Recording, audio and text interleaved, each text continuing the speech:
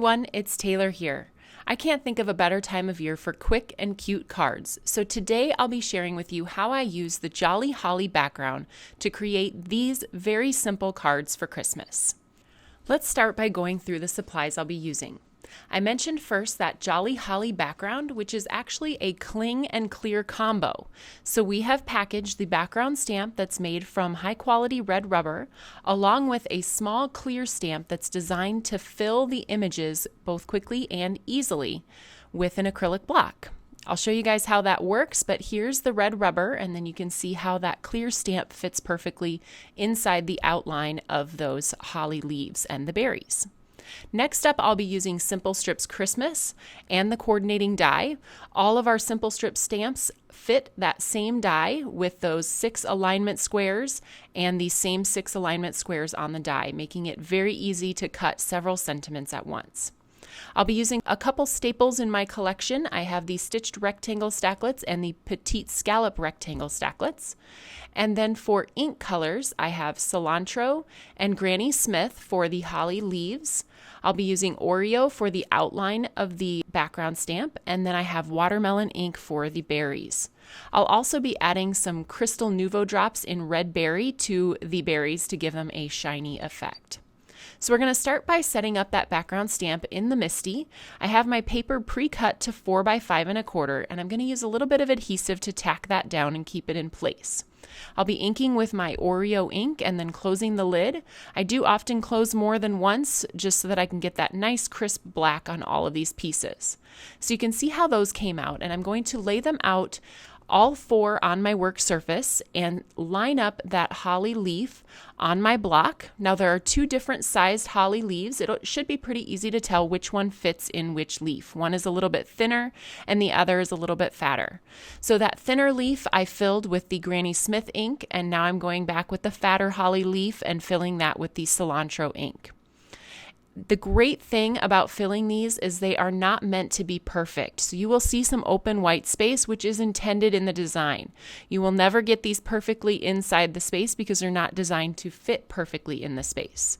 So that gives them a little bit of character, and it takes the pressure off you of getting it exactly perfectly in the open space. So once I have all 4 of those, I'm going to go ahead and stamp my sentiments. I'm setting up my Simple Strips Christmas in my MISTI, conditioning my Oreo cardstock with my powder tool, and stamping in Versamark ink.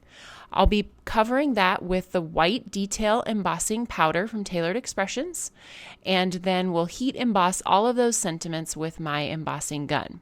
Once those sentiments are all heated, I wait about 30 seconds, and then I like to take my clean microfiber TE cleaning cloth and just rub that across the Oreo cardstock to get that excess powder off and bring back the nice crisp black of the cardstock.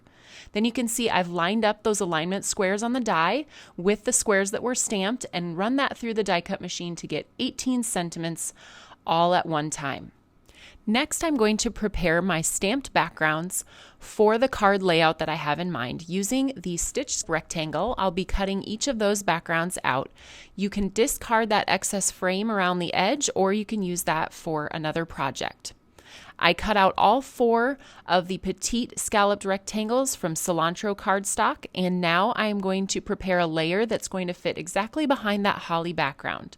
So this is watermelon cardstock cut at 3.5 by 4 3/4 that's measured to fit right behind that holly. Next, I'll be cutting the holly backgrounds. What I want to do is have a strip in the center. So I'm cutting off the top edge at 1 3/8 and flipping my cardstock around and cutting again at 1 3/8. I'm going to discard that center piece and then adhere the top and bottom of that stitched rectangle to the watermelon cardstock, leaving an open space in the center that will be perfectly sized for my Simple Strip sentiments.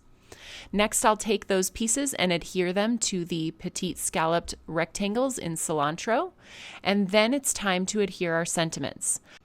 I'll be using one of my favorite new products from Tailored Expressions. These are our foam sticky strips, and they are thin strips of foam adhesive that you can easily cut down to fit behind your sentiment strips. I'm using my tweezers to make sure I get them placed exactly centered within that open space. And then I'll be finishing the projects by adding a little bit of sparkle and shine. So I have here Nuvo Crystal Drops in red berry color. I'm going to add those to a couple of the projects, and I really like the pop of red that they give with that glossy accent.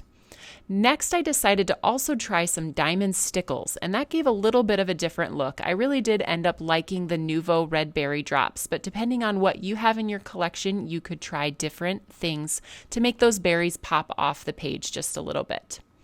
Now the last step is going to be to add those to card bases. Of course, make sure you wait for your Nuvo drops and your stickles to dry before you do that. And once that's done, your cards are finished. I could have stamped many more of these quickly and easily once I had my layout down, and I'd have a whole stack of cards to mail for Christmas. So hopefully you will give our Holly Jolly background a try. You can find all of these products at the Tailored Expressions web store at tailoredexpressions.com.